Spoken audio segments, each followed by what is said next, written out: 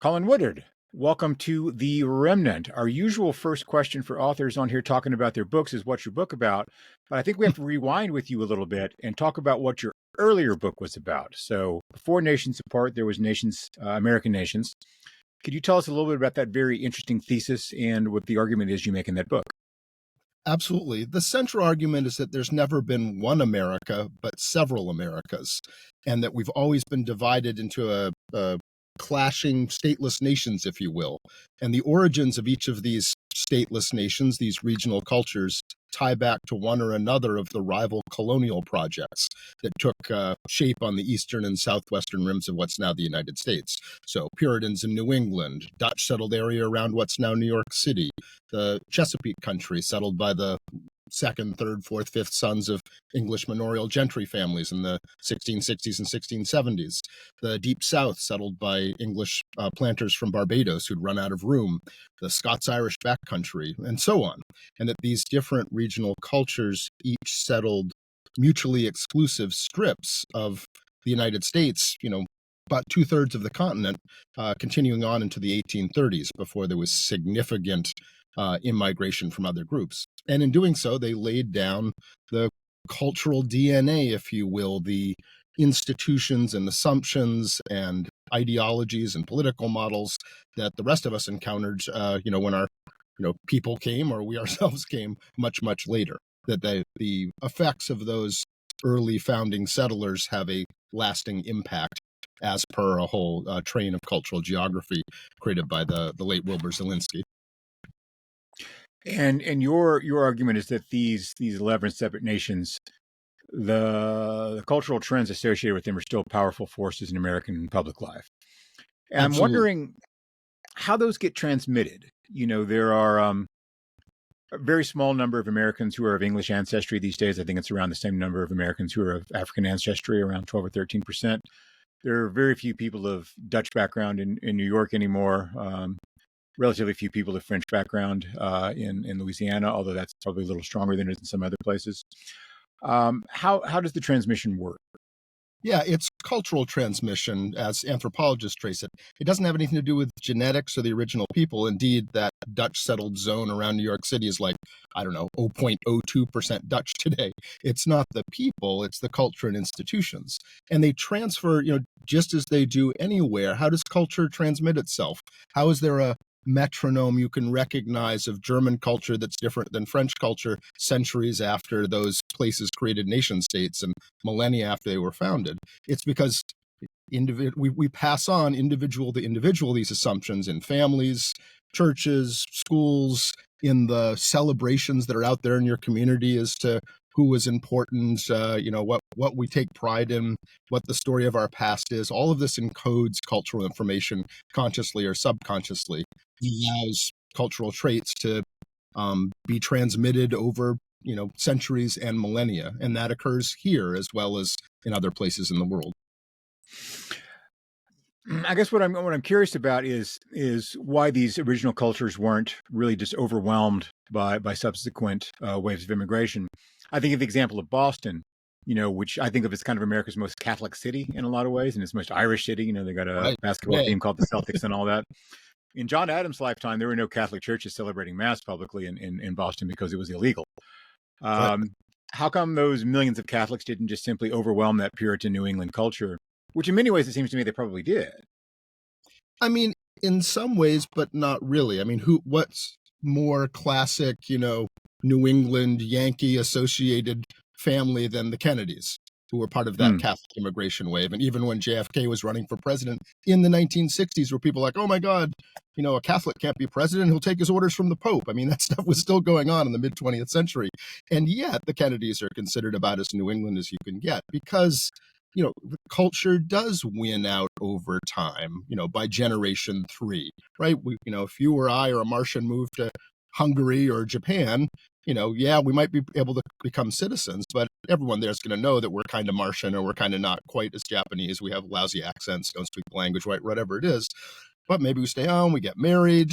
Our kids, speak both languages. When they started in kindergarten, oh my God, nobody's speaking Martian. I'd better learn this, other language. And by the time you get to generation 3, there may be cultural identities and things that have carried through that lead you to be a Martian, German or a American, a Japanese person. But in the end, by generation 3, usually people have actually assimilated into the culture. And that's true of the Irish here in New England.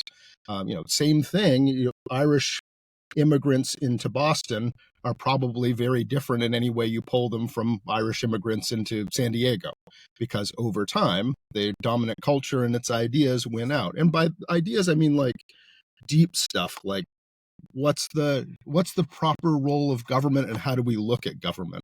Because of the Puritan experiment in New England, it started with a group of people who thought they were in a covenanted relationship with God, like the Old Testament Hebrews, that they've been sent on a mission by God to do certain things in New England wilderness, light on a hill, errand in a wilderness, and that they would be punished or rewarded as a group for how they did. And that meant that an individual could mess things up for the group. The important thing was the mission. And the mission would be done through shared institutions. We'll set up our meeting house. We'll set up our town government, our compulsory taxpayer financed public school, because we believe that people have to read the scriptures themselves. And that the mission is more important than the individual's freedom and liberty if the two come in conflict. And that government is an extension of ourselves in executing our mission, right? Here's a culture that believes in institutions. They believe in the ability of government and shared institutions to make things better. They're communitarian, and that you can make this world better. It's utopian, which not all religious traditions share. Think about that. That's encoded on the New England cultural space today, including its extensions of where the New Englanders went. They went on to, after the Dutch were defeated in the 1670s, they colonized much of upstate New York and the Western Reserve of Connecticut in Ohio, the northern part of Cleveland, and Michigan and Wisconsin. And those are areas where, compared to other regional cultures, there remains a trust in government, a communitarian sensibility that you would not experience, say, in the greater Appalachian upland southern space, where the historical experience of the early settlers was entirely the opposite. Yeah. And that kind of stuff, immigrants will be, if by the time you're in generation 3, those assumptions get imbued in a lot of people. I mean, individuals can think whatever they want, but the dominant culture is trending in that direction. If you don't like it, you'll probably get frustrated and maybe want to move. Yeah. You mentioned compulsory public education. I've always loved, no one will be surprised that our first compulsory public education laws came from Massachusetts and from that Puritan culture. But I love that the first law of that sort in American history was called the Old Deluder Satan Act, which, as you referred to, was specifically written around the premise that public schools would be a homogenizing cultural force because people would be able to read the scriptures in their own language, and hence to spread a kind of presumptively Puritan worldview to the rest of the country. Yeah, you've got it's assimilative, right? That the model in the greater New England space, I call it Yankeedom, is that immigrants can come here, but you have to become like us. That's not the model everywhere, but it is a melting pot. There is a dominant culture. Become one with the culture, because if you don't, it threatens the mission. The first time I came across your 11 nations thesis, it is 11, right? Am I misremembering? 11. Yeah, in the context of North America as a whole, today there are 9 major ones in the United States and enclaves of 4 others if you get really technical. But yeah. It jumped out at me because I've spent many years trying to figure out which one of those Texas belongs to, where I'm from. Because, parts of Texas are very much sort of culturally your greater Appalachia, like Oklahoma. Parts of it are what you call El Norte, which is the southwestern United States that is very influenced by the culture of northern Mexico. Bits of Texas are Old South, and itty-bitty bits are maybe even sort of your greater France, kind of Louisiana, New Orleans kind of look, particularly, parts of Houston, Cajun areas, Beaumont, Port Arthur, those sorts of places. So help me out. Where am I from? Depends on which part of Texas you're from. So indeed, Austin's the capital, but San Antonio, Houston, and Dallas are the hubs of 3 totally different Texases. So I don't know enough about you to know which chunk you're from. I'm going to take a wild guess and say East Texas as you approach Louisiana, but I don't really know. No, Lubbock, the opposite side of the state. So okay. Total miss. I'm closer to Colorado than I am to Houston, I think. Certainly where I was born is closer to Denver than it is to Houston. Amarillo is where I was born. Yeah, so it's an interesting, complicated thesis, and I really enjoy it. And I think it's a fun way to look at these American cultural conflicts, because it seems to me, particularly in presidential elections, what's been at stake in a more pronounced way in the last several decades is a sense that if your team or your tribe or your people doesn't hold the presidency, then the country isn't really yours anymore, and you don't belong to it, and it doesn't belong to you. And there's a kind of humiliation in being the outgroup. And we think of it in terms of two tendencies, kind of a broadly Republican, broadly Democratic, broadly conservative, broadly progressive tendency. Your way of looking at that is much more complex, and I think interesting. So, do these 11 nations, I suppose, they form unspoken de facto alliances in this kind of two-party world, this kind of two-tendency world? How does that break down in your view? Yeah, I mean, our constitutional arrangements force us to end up ultimately with two parties. One can knock off the other one, but that, since we don't have a parliamentary system, and you can't have we don't have a fascist party, a far right party that's not fascist, Christian Democrat, center right, liberals who are pro-business, Greens, social democrats, communist, labor, agrarian party. We don't have that combo. That means we have these two gigantic, unwieldy coalitions at all times. And to try to create a delta, a difference between those two coalitions, the incentives are to try to, emphasize the otherness of the other coalition. And it gets us into these, Manichaean struggles between, the forces of light and darkness, when really they're trying to hold together, what are the libertarians and the Christian right doing in the same party? What are labor and the bankers doing in the other party? I mean, they're weird coalitions. And to hold them together, you have to do a lot of things like that. The real underlying struggle between the regions, which makes our federation so unwieldy, is an argument about how you best execute the American experiment, right? We're trying to create a society where humans can be as universally and sustainably free as possible as per the Declaration. But do you do that through maximizing individual liberty, through making sure that the individual has the maximum autonomy and the least encumbrance from government or anyone else? Less taxes, less regulation, less government axiomatically must mean more freedom. Or do you do it through, make a free society through maintaining the infrastructure and institutions that make it possible for individuals to be free? That after 5,000 years of civilization where there are only despotisms, we slowly built up the structures to protect every individual so that they could exist and have a countervailing force against the king and the nobility, if you will, the oligarchs and the government and the people being in sort of a triangle. And that only through the leveling mechanisms in these days, investing in roads and schools and basic science and public health and hospitals and Pell Grants and all that kind of stuff, can you ensure that each individual, regardless of the circumstances of their birth, has a chance at pursuing their happiness and becoming meaningfully free? Because if you don't do that, this philosophy goes, you'll end up with a few families maximizing their freedom and taking away from everyone else, and you're in an oligarchy or an aristocracy. So those are the two countervailing points, a sort of individualistic frame of mind and a communitarian frame of mind. The different regions have very different takes on that, and that dominated our federal scale politics for at least until 2016. It was the dominant force explaining the geographical splits in the country, where even, if you know the regional map of the different settlement cultures, and they didn't follow state boundaries, you have to see it at a county level. If you know those fractures, you'll see it in almost any hotly contested election, presidential or otherwise. If you look at the 1916 presidential map and you look at the 2008 or the 2012 map, they're pretty much the same map, except the colors have reversed because the Democrats and Republicans over 50 years inverted their constituencies and their individualism, communitarianism orientation and all the rest. But it's the same map otherwise. So these fractures are the real tectonic plates of our political divides and many of our other divides as well. Talk to us about that partisan inversion and how and why it happened. Sure. Talk to us. Yeah, that was the Southern strategy. I mean, Kevin Phillips, the young Republican strategist in the early 1970s under Nixon, actually used this sort of ethnographic approach to understand at a very fine-grained level the political trends and the underlying cultural forces in the country. And he created a strategy for the Republican Party in 1971 or something like that, The Emerging Republican Majority was his big book, where using this kind of intel, he was able to devise a plan by which the Republicans could capture the one-party states of the former Confederacy that had always been democratic states, but he saw it involved race and it involved individualism versus communitarianism, but he saw a way that they could go in and capture that region that had been a one-party democratic stronghold since the Jacksonian period.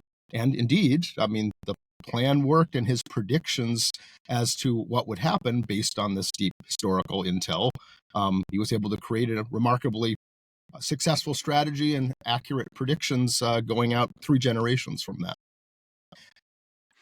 Yeah, that change has always been of some interest to me, because I think it's one of the misunderstood stories in American life, where we tell ourselves this story that the kind of racial reverse of the parties happened in response to the 1964 Civil Rights Act, which just historically speaking isn't true, where you don't have any African American majority for a Republican presidential candidate from FDR on. They'd switched from the New Deal for reasons that are, I think, pretty obvious. And I think the last time Republicans won a majority of black votes in a congressional election was 1946. I want to say something like that. Whereas you start to see a much slower change among Southern white voters, particularly in the kind of relatively affluent suburban areas toward Republicans, starting also in the early New Deal era. But there seems to be something else going on there as well, and I don't get too bogged down in the discussion of race about this. I just think it's kind of interesting that this notion that this happened in response to 1964 is hard to align with the fact that most of the changes didn't happen until the 1990s or later. When you start to see states like Alabama switch over and become majority Republican states in their state legislatures and things like that. And I wonder how these underlying cultural trends you talk about, how do they interact with the obvious big one of race, which is just always been such a huge critical dividing line in American life. Yeah, I mean, race is a massive dividing line, and our history is defined by this conflict between the principles and ideals in the opening statement in the Declaration of Independence about the inherent, moral equality of humans and their rights to, live and not be tyrannized, to pursue their happiness as they understand it, and access to representative self-government that makes that all possible, up against, half the country having a formal race-based slave system, which was a denial of all those things. And then after the Civil War and the failure of Reconstruction, you ended up with a racial apartheid system backed by formal law and extrajudicial death squads. The death squads often having as members law enforcement and judges and the people who are supposed to enforce the law. So, I mean, that's a terrible and horrifying legacy, and something that the country has been cursed with and still battles against to this day. And the legacy of that, the Confederate vision, the vision of the regions I call Deep South, Tidewater, Greater Appalachia even, was a vision that there's not necessarily, that you don't necessarily believe in the civic ideals in the Declaration, that ultimately humans are not equal, is the argument in the Deep South. That was the argument that the Deep Southern thinkers made in the antebellum period and the Civil War and beyond. They said, no, Jefferson's wrong. Humans are not equal. Only the Anglo-Saxon race has the genius to secure the promises in the Declaration, that we're really the ethno-states of the Anglo-Saxon people and everyone else is here provisionally. We're a classical republic like ancient Greece or Rome, where a minority at the top of the pyramid has the privilege or liberty to practice democracy, and subjugation and slavery are the natural lot of the many below them. And at that time, in the antebellum period, they had 2,000 years of history and political thought behind them. The liberal democratic idea, small l, small d, in the Declaration was the upstart one. That was the big battle. Are we an ethno-state? And if so, since we're not a homogenous country, does that mean an authoritarian project to maintain it with the death squads and the apartheid system and all those other things that I mentioned? Or are we supposed to be dedicated to the ideals in the Declaration? That has been a profound struggle that dominated. I mean, that was the meta struggle of the antebellum period and the Civil War and Reconstruction and Southern redemption and the Jim Crow period and the Civil Rights Movement. And to a large extent, that's the battle right now, because the current administration is embracing rather explicitly an ethno-national model, from J.D. Vance's speech at the Claremont Institute this summer to the kind of tweets they're putting out. Who has the Department of Homeland Security tweet out John Gast's American Promise, the most famous painting and allegory of like white supremacy and divine conquest of the continent there is? With the tweet was like, a heritage worth protecting or something like that. I mean, whoa, you're not even hiding it anymore. So that's the struggle. It's always been the struggle. That's why it's so dangerous. Is, are we going to be committed to this idea of trying to create a society where all humans can be as universally and sustainably free, over the generations, over time? Or are we just going to be another blood and soil nation where, who you're born to determines everything, either because you're the right genetic stock of the Herrenvolk, or you're born into the aristocratic class and the kings who are supposed to run everything? Our country is supposed to be a refutation of that, and yet that's the battle we've been having all along, because some of the regions were never on board with the declaration, specifically Tidewater and Deep South. Yeah. And I wonder why that is. I've spent a good deal of time in the Deep South, and I currently live in Appalachia in the Blue Ridge Mountains, right on the border between Virginia and West Virginia. And it's remarkable to me still how different the local culture is where I live from other places in the South that are only a couple hours away by car. It's a very, very different world, not to mention how different it is from, say, Mississippi. Civil War, really, too, like right? Like the greater Appalachia was on the Union side, basically, in the Civil War, even the southern regions of it, whereas that conflict goes way, way back. Yeah, I just did a long piece on John Brown and his revolt, and it was interesting that there was a county there in West Virginia where Charlestown is. It's Washington County, I guess, West Virginia, where there was an effort to bring it back to Virginia after the war, and they weren't sure that they wanted to do that. And although it was never going to be in Virginia because there was an important railroad there, and the Union certainly wasn't going to let that go away. But why is Appalachia so different from the rest of the country? Is it geography? Is it the mountains that's kept it so distinct that it's hard to get to? Is it a weird little perverse American Switzerland that maintains its distinctiveness because nobody's a billy goat and wants to get up here, or how does it work? A great big Switzerland. Like, it's actually the most populous, and I think by land area the largest of all of them. So very successful in spreading. And you're talking to a cultural historian, geographer. Everything's downstream of culture. And the reason Appalachia is different is because those founding settlers weren't Puritans, and they weren't the lesser sons of English gentry who went to the Chesapeake and tried to recreate, Lord Grantham's Downton Abbey. Hey, I'm the second son. I didn't inherit Downton Abbey. I get to create a new one here, right? That's a conservative aristocratic project. You had the Puritans with their utopian one. You had the deep Southerners who were West Indies, brutal planners, just moving their Caribbean slave society to the subtropical lowlands of the New Carolina colony when they ran out of room in the 1670s. None of those things are true of the first settlers in Greater Appalachia. That was people from the war-torn borderlands of the British Isles, from the lowlands of Scotland, like where Braveheart's from, the English Marches, and especially Ulster, where lowland Scots had been sent by the English monarchs to conquer the indigenous Irish and claim the place for the English crown. And these are places where there's constant warfare. The institutional environment was extremely weak. Government was non-existent. When it showed up, it was in the form of people with lances and bows trying to mow you down. You had to protect your kith and kin yourself, and it was a pastoral, not an agrarian society, meaning they heard their wealth was in livestock. Livestock can be easily stolen or killed, and all your wealth is in it.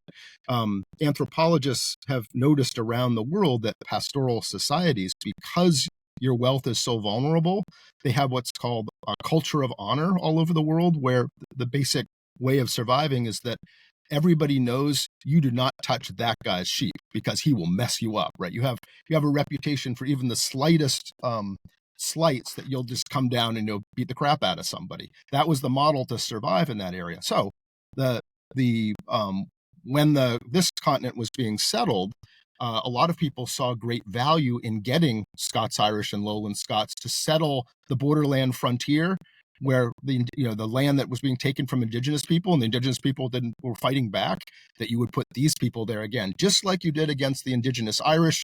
You would put them as a cordon sanitaire, a border people to protect, us feet, fondue eating, people in the coastal cities on the East Coast would be protected by these Scots-Irish who would be placed along the frontier. And the Quakers, who founded one of these regional cultures, had an open immigration policy and let tons and tons of Scots-Irish come in the 1730s and 1740s.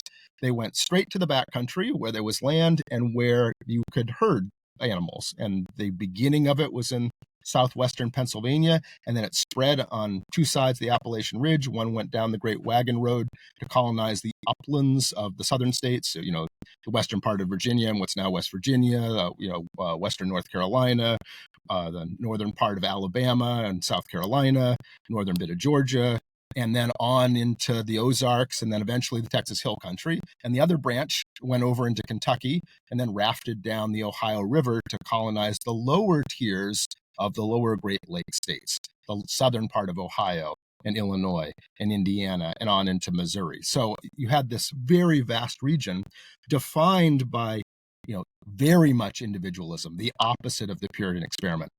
You can't trust government. Government is just a vehicle for the despots and aristocrats who are trying to kill us. Freedom is about you and your family and your trusted cousinage and your neighbors and the people that you know and personally trust defending your turf against all comers. And so it's about individual liberty, personal sovereignty, and protecting your kith and kin yourself, and a total distrust of the very institutions that Yankees would embrace. Government is not us. Government is them coming to exploit us, is the model. That's why Greater Appalachia is different. And very briefly, a difference in identity also came from what you were pointing to, the fact that much of the core of the region was difficult to access. And when the great immigration wave of 1880 to 1924 came, and freaked out Protestant America, right? Legacy Protestant America is like, oh my God, Catholics and Jews and Orthodox Christians, oh my, they'll never be able to assimilate. The Pope will give orders to the Kennedys. I mean, all that stuff. Protestants were flipping out and, setting up Mayflower societies and, Daughters of the American Revolution to prove that they're the real Americans going back.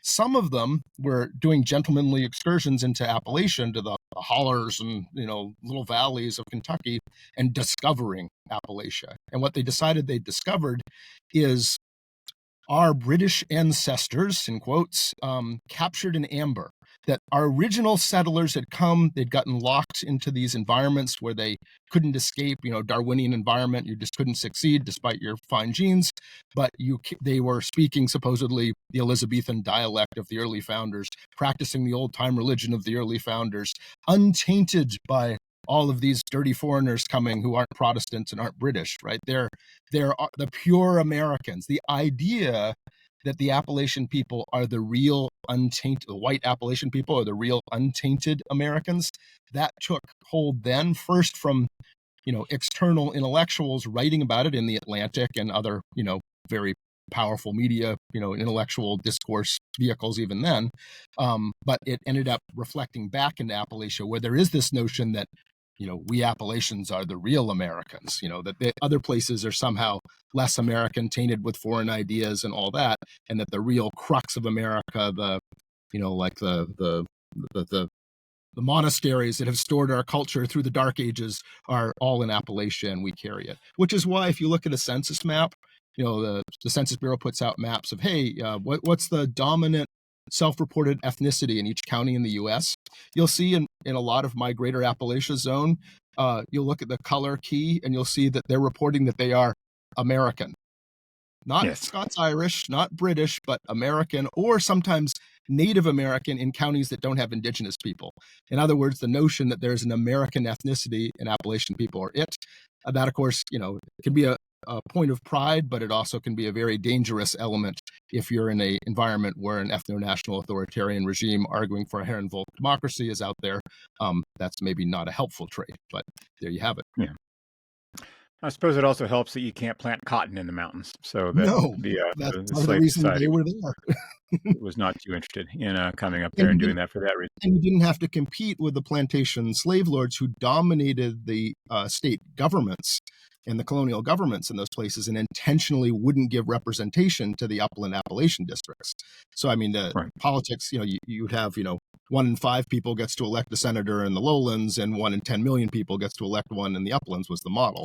So there was a lot of, you couldn't fight those power bases directly. So you also in the uplands where you could have your sheep and your pigs and whatever herding you were doing, but you also weren't competing with the giant, slave lord oligarchs who were trying to plant cotton for the same land. You were competing for that land.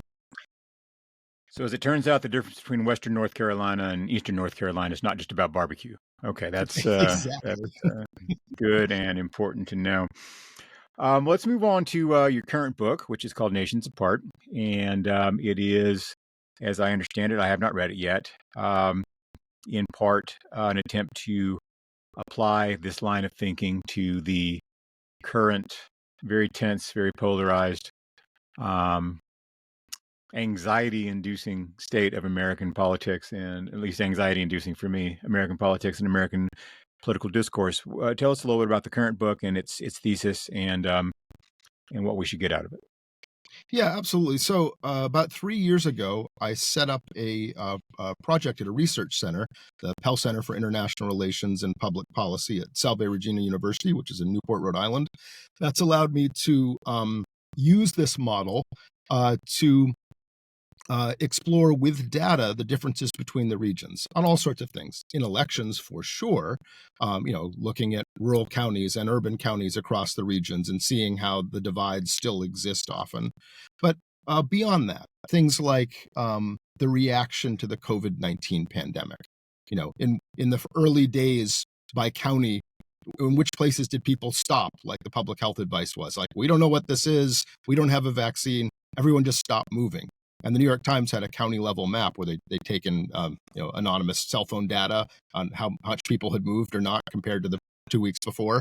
And you'll see the American nation's regional cultures split almost perfectly on a county level. You'll see the split between, say, Greater Appalachia and the Midlands and so on. But then once we actually had vaccines, what did people do? Who got vaccinated and who didn't? Same pattern, with an almost 2-to-1 difference by August 2021, which is like after it'd been like a month of you could get vaccines very easily.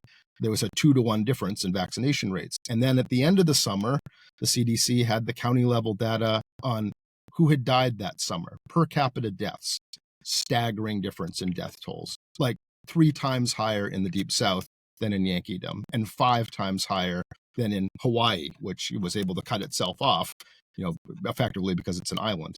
Massive differences. 250,000 Deep Southerners died from COVID-19 from the official stats, which is an enormous number, and 3 or 4 times that of the Pacific, the narrow Chile-shaped Pacific coast nation I call left coast, the one between the mountains and the sea, starting in Monterey, California, going to Juneau, Alaska, that was settled by different people than the interiors of the states and provinces, of Oregon, Washington, California, British Columbia, and have almost diametrically divergent politics from the interiors. That region, highly urbanized, had like a third of the COVID-19 death rates.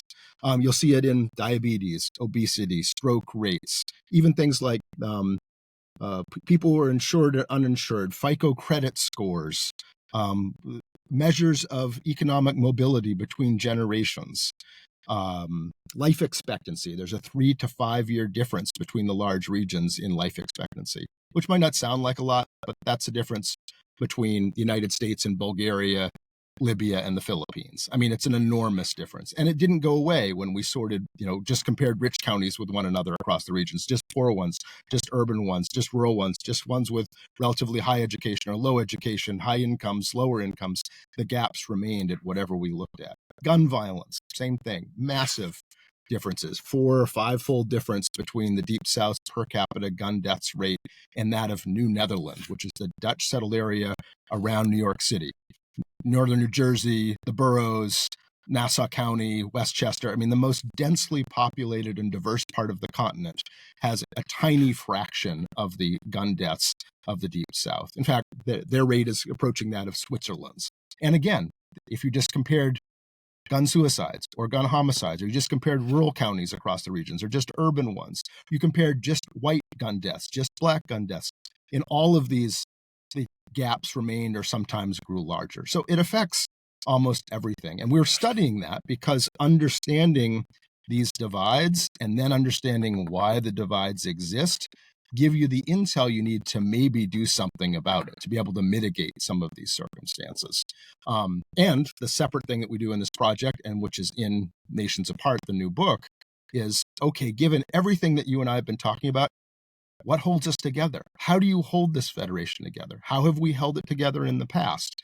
And that's an exploration of that battle that we talked about earlier between an ethno-national and authoritarian view of this country and the civic nationalism and the Declaration, with those ideas, the ideas of the natural rights of people being freeborn and having these certain rights given to them by God or the universe that are inviolate. So those are two different traditions, and we worked on the theory of the case is that we have forgotten as a people how to talk about the civic vision effectively, and we need to be able to talk about it effectively because our polling showed that the vast majority of Americans prefer that vision to the ethno-national one, even when you make it as nice looking as possible, by like a 60-30, 60-40, depending on which aspect of it you're polling on.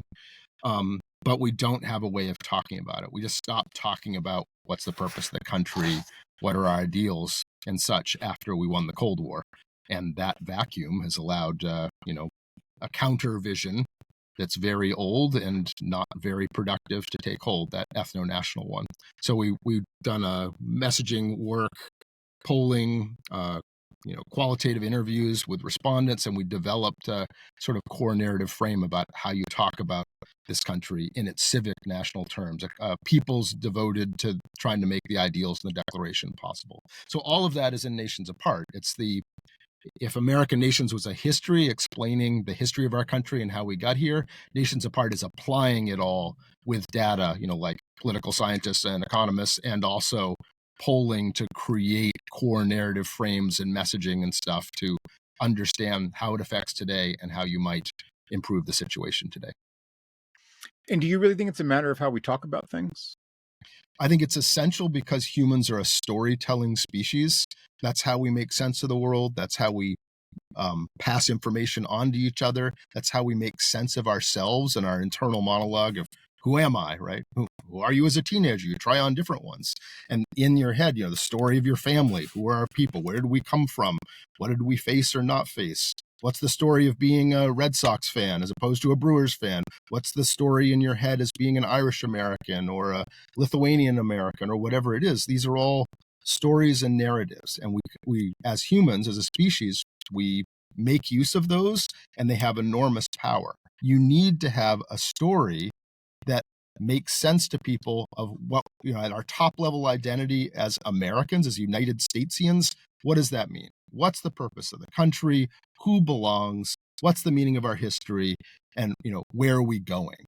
And if you need a story that answers those things, because that becomes encoded in the way we talk to each other, in what politicians say, elected officials, in the way that art frames things, the way we talk about our ideals and our purpose, and the ways that we argue why, say, a Herrenvolk democracy is incompatible with the American experiment. You need this story to organize thought and also to organize the coalition that I believe is needed to save the country and make sure we don't fall into a dictatorship.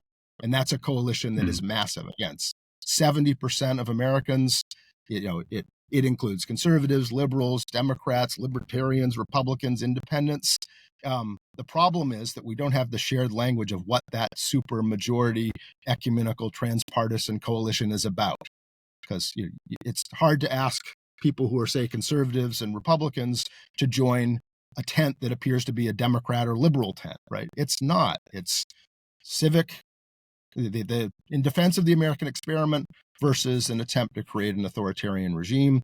And the defense of the American experiment coalition that can go from Liz Cheney to Liz Warren needs to have the playbook. This is why we, despite all of the other things we disagree on, are together on this issue. So yeah, story is like the essential starting point from which everything else follows. So I'm trying to contribute that piece, and Nations Apart describes it in great detail with the data to back it up, and why it's important, why national stories have always been fought for in every country, why every country has one, and why a country like ours that's an unwieldy federation of rival regional cultures really, really needs one. Yeah, I have conflicting views about that. I got a note a few years ago from a fellow who's a pretty well-known center-left political commentator, and he was telling me he'd read a report I'd done on fracking, and that it had changed his mind about the issue. That conceded that there were obviously environmental challenges with it, but they were probably manageable, and it's probably worth the trade-off to try to continue to pursue developing gas. And as far as I know, he's the only person whose mind I've ever changed about an issue in 30 odd years of doing this thing I do. But on the other hand, I've noticed that a lot of us, anti-Trump conservatives have become more comfortable using the word liberal to describe ourselves and our politics in the last 10 or 15 years, maybe than we were before. So there's a bit of evidence on both sides of that. Yeah. Well, I'm curious though. The former liberals go with progressive now. Like liberals getting it's European, the liberals Sense, are yeah. the John Lockean sense, not New Deal sense, perhaps. Yeah, I think that has to do on the left with the emergence of the term neoliberal as a term of abuse. And there's a funny thing about American English that if you put neo in front of something, it makes it sound evil. Right. Like, people call the normal host of this podcast, Jonah Goldberg, a neoconservative, which is not something he actually is. But it sounds evil. Of course, neoconservative to a lot of people means like this guy is a Jew and a Republican, and I don't like him. Or a Jew and a conservative, I don't like him. So you mentioned that part of the agenda here is finding ways to hold this mess together and to keep it from sliding into total chaos. And I, for one, am damn curious about what your ideas are about that, because I don't have any good ones on myself. Yeah, I mean, that story I described, and listeners, if you go to nationhoodlab.org, which is the project's website, you'll find it's in a PDF. The script that we tested is one page. It's in a 12-page report you can pull down that explains national stories and the polling highlights and all that. But that element is really important, central element, because it's the description of what we're supposed to be, what we're about, and if you believe in the American experiments, how to talk about it and how to, find common cause with other people who you might not share a lot of other views with besides the defense of the American experiment. So I think that element is absolutely critical as a starting point. Then what has to happen? I mean, our institutions have failed us. I would say we're already living in a hybrid regime, right? You have troops in the city and the president knocking down the east wing of the White House without any authority to do so. I mean, we're living where the Constitution isn't being really uniformly applied. The rule of law isn't being uniformly applied.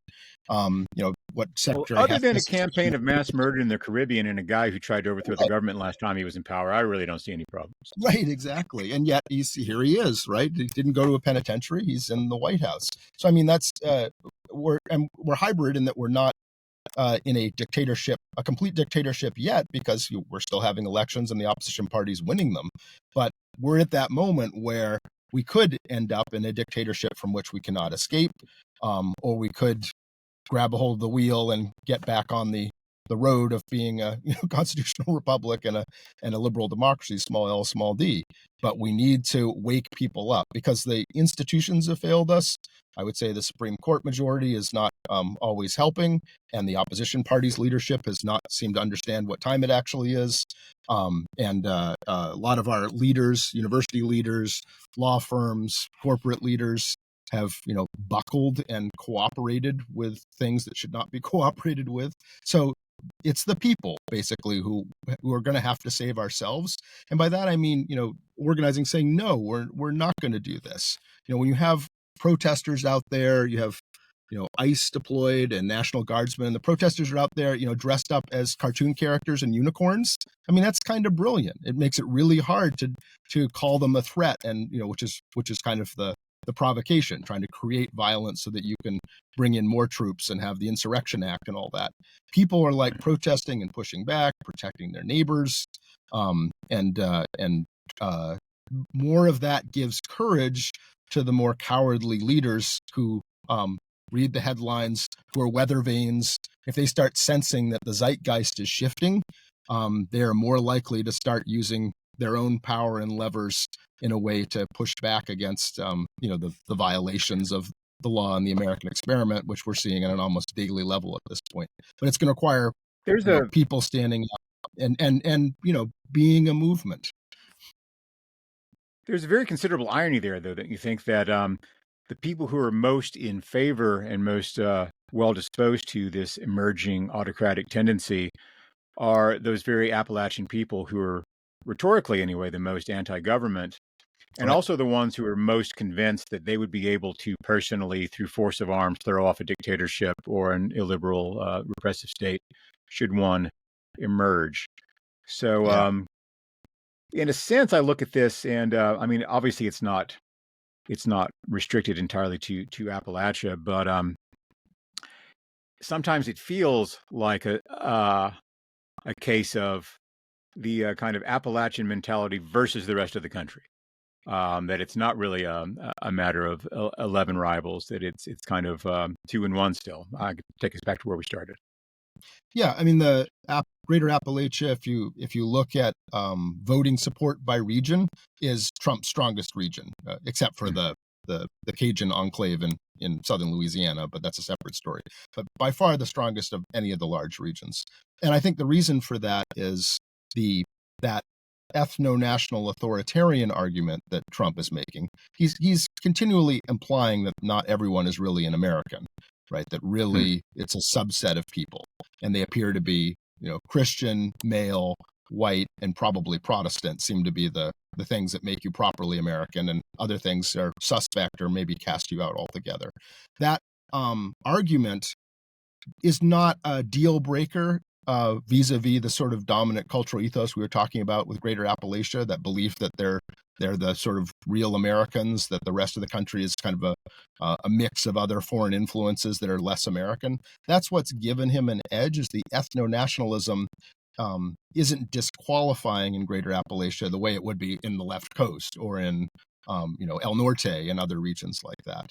But what the danger for Trump there is that Greater Appalachia is strongly into the American experiment when it comes right down to it, right? Because it's about a free people. The idea that we are freeborn is very much a part of the Scots-Irish founder settler element of things. It's the Appalachian people that made this country a democracy rather than some kind of aristocratic republic, which is what the founders were expecting, because the Appalachian people basically kind of rose up and insisted on it. They threw out the Quaker-led government in Philadelphia. Like, the Appalachians just marched in from Western Pennsylvania during the American Revolution and literally lifted them in their chairs out of the assembly hall and dumped them on the street and took over and wrote this radical democratic constitution. The idea that, ordinary people could vote was great with the founders. The idea that ordinary people would vote ordinary people into office as senators was disturbing to them, but that was the Appalachian people, right? It's the whole Jacksonian experience. In a sense, Jacksonian America, Andrew Jackson's your first Appalachian president administration. It had some big minuses, right? It was, ethno-national, and terrible massacres of, indigenous people and other things were going on, but it was also very much an idea of an egalitarian democracy that, common, ordinary, low status people are just as morally equal as you aristocrats, and we'll punch you in the nose if you say otherwise, right? So that's the danger for Trump, is when your ethno-nationalism starts producing a oligarchic or aristocratic palaces of gold. At some point, that's going to start tripping you up in Greater Appalachia. So it's not a totally safe path, and the Greater Appalachia as a region and as a culture is not somebody you want to be on the wrong side of politically or anything else. I'm not sure about the question of the national government, but as someone who lived and tried to do business in Philadelphia for a long time, the idea of marching down Broad Street and dragging people out of their offices and dumping them in the Schuylkill River did occur to me from time to time. It seemed like it might not be the worst idea. Tell people more about the book they need to know.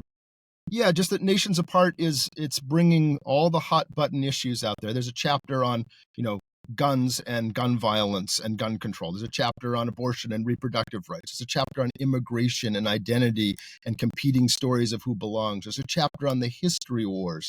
The different regions have a different take on American history and what's meaningful and how those clash in our public sphere. There's chapters on health and health outcomes and why you see the disparities. And each of them, it's guided by data. We're actually, showing the numbers and the differences in people's opinions, the differences in the way the different regions are governed, and the differences in outcomes. And through all of that, it's providing some powerful lessons and things we can do to move forward as one federation and one people, with the goal of executing the American experiment that, it's been so important for the world. Whatever America's shortcomings have been and the things we've done in the world that have been, destructive and counterproductive, when the United States isn't involved in the world, things get quite a bit worse. And the liberal democratic ideal that was put forward in the Declaration has just, succeeded in spreading all over the place, often through, direct efforts of U.S. policy. Before World War II, Germany wasn't a liberal democratic country. Scandinavia wasn't even. Japan, South Korea, India. Now, all these places, at least, on principle, are devoted to these ideas that, humans have these equal rights. It's a powerful idea, which I think is really constructive for people in general, and on balance has done good for the world. But if we go away, if our country collapses into a dictatorship or collapses physically into breaks up into component parts, the world's going to be a much messier place and much poorer for it, not only for Americans, but for everybody.